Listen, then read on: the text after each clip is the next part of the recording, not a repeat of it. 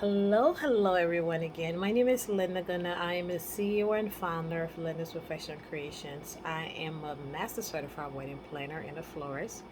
I have over 10 plus years in the wedding industry. Linda Perfection Creations is an event planning and wedding decor company.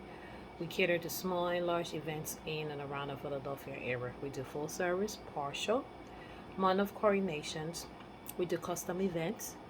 We do milestone celebrations, so pretty much anything that need planning and decoring we handle. We also do home staging. So if you are selling a home for prospective buyers, you want to give them an idea how the space will look, office space, grand opening, anything we cater to all. Um, how my packages work is that you can either pick if you want a planning option, you can put a planning. If you want a decor option, you can do vice versa. You don't necessarily have to do both. I do understand some people say it's a package deal, but for me, I feel like every couple is different. Their needs are different, so we do. And for me, anyway, planning and decor is two different separate entities. It's two giant harder, and sometimes I do understand the significance of just doing one versus doing both. But we do both as well. So where I stopped yesterday was talking about the 50 mistakes that couple makes, brides, especially bridesmaid during a wedding. I stopped at five, and I said we'll continue today on six, and then I would try to see how much I can get, within the next few minutes, and then we will continue until the series is over. So number six on the list is social media. You are not very straight or how perceiving of what it is that you want. Some couple get upset, and I do understand it because, especially in the light of social media, people tend to not respect people privacy and privacy. And as soon as people taking pictures, they're doing a live recording and doing versus and everything like that. If you do want people to not post during your wedding, which is unplug, if you want people to unplug during your wedding, you have to let them know. Be specific. Put on your invitation. Let them know that please don't. We don't want anybody sharing any videos or doing any pictures on social media until we post something or until we do something. I do understand, but sometimes some couples actually uh, um allow people to do the hashtag so they can get different pictures.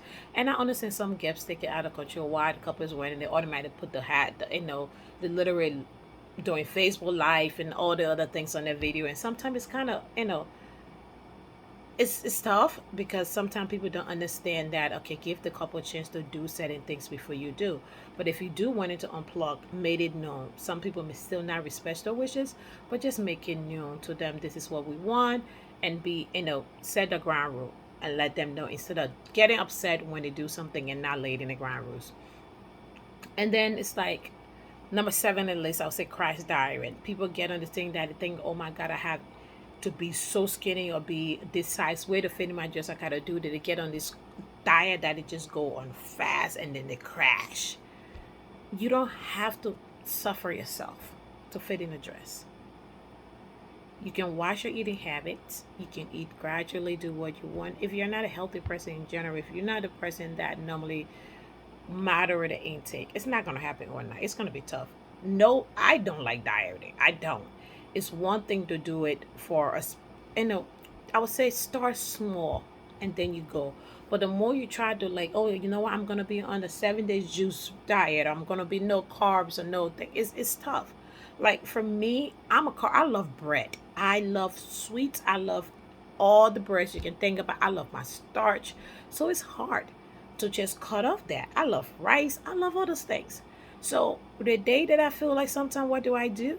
I slow it. I may substitute for something. I might eat quinoa here. I might do certain things to lower my intake. But if you say you're just gonna go cold turkey for a while, it's not gonna work. So don't be too hard on yourself with all these diets and all these strength that you feel that you need to do. Just you know, try a little thing, exercise, try to get a little hectic, do a little thing. If it works for you, fine. If it doesn't, hey, it is what it is.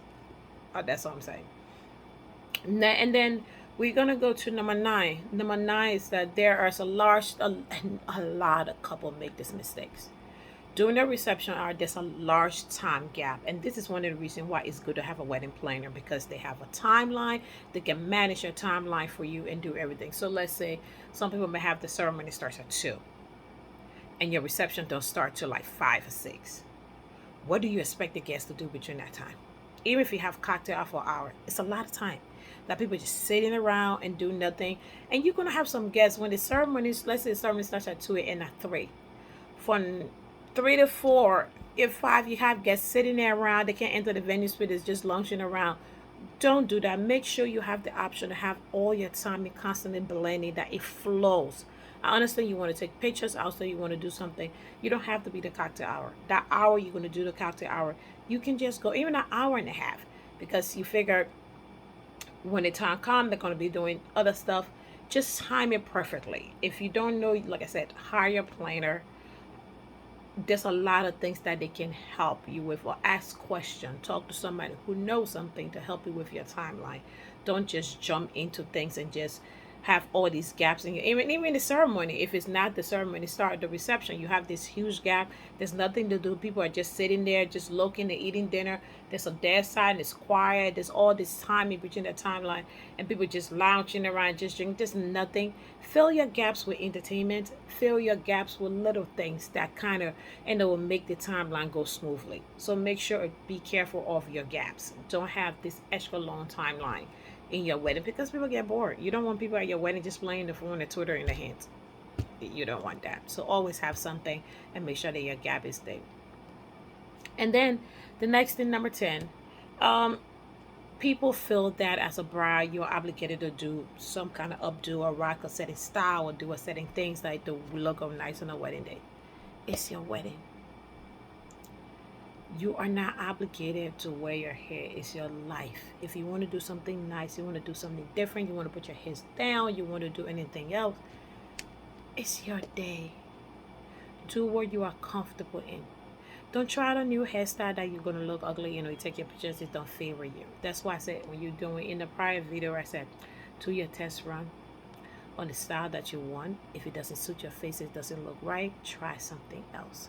Don't try to follow certain trend or do certain things. Some of the reason why people say updo or down or bun and things like that, because you want to showcase your face. You don't want a hairstyle that covering your whole face. You can say a picture just to look sleek, a little light, and it's not something overpowering to just look. So I do understand that. But don't go on, don't do up there, don't do all these big hairstyle where you can't even see yourself and nobody can see your face and you got everything. Just do something that suits your face, that look pretty, that you'll be able to look beautiful on that day. And then another thing, number 11. At sometimes people sometimes miss the engagement ring. Delay somewhere, they're not used to wearing it, and I'm a victim. I never lost my ring. Have I? Yes, I have. I think I did once. But you kind of not used to wearing it, and you put it somewhere. Like over the years, and even now, I have to constantly remind myself to wear my ring. Because it's like I'm not the kind of person that sleep with my ring on. I'll sleep with jewelry. As you can see, I don't have anything in my ear or anything. I have it, but I just not big on stuff like that. So I was at times just take it off and lay it somewhere, and then maybe lay on the vanity, and then I realize like, oh my God, I don't have the ring on. I have to go back and do it. But you gotta understand, these guys are paying a lot of money. It doesn't. Okay, let me just make it simple. It's not about the money. I don't want you to say, oh, because he didn't pay a lot of money for my ring, or things didn't happen, so you shouldn't take care of it. This is a precious moment that somebody is trying to do for you. They took the heart, they took the time, and bought a ring for you. Treat it with love and respect and honor it. And then number 12 on the list is that you skip the bridal party gift. No. Give your bridal party a nice gift. Sometimes people try a minimum amount I would say you should spend a bridal shower gift is about $75 for your bridesmaids. $75. Reason why? They're spending money to do the hair, the nails, the feet, they're buying the dress, they're fitting everything. They're doing a lot of things for your wedding. The least you can do is get it a nice gift. Don't buy them some cheap $20 robe or $10 robe. Nothing wrong with it. I understand everybody doing this robe. It's a new trend and nothing wrong. I'm not against it. But don't just give them a robe and say this will be okay. Do something nice for it. It don't have to be money. Because you think about it, people are paying for flights. There's some people that spend almost over $2,000 to be in your wedding. Something $1,000. Because you think about it, they got to get the hair done, especially when they're doing a destination wedding. So they're spending a lot of money to come to you. Make sure you honor that. And so that will be all for today. Tomorrow we're gonna get from number 13 and 9 and go forward. But thanks for watching once again. My name is Linda Gano. Please like, share, and subscribe to my channel. Thank you for watching and continue to watch. And I hope this video helps you guys out there to help you with your wedding journey and your wedding planning. Thank you and have an amazing day.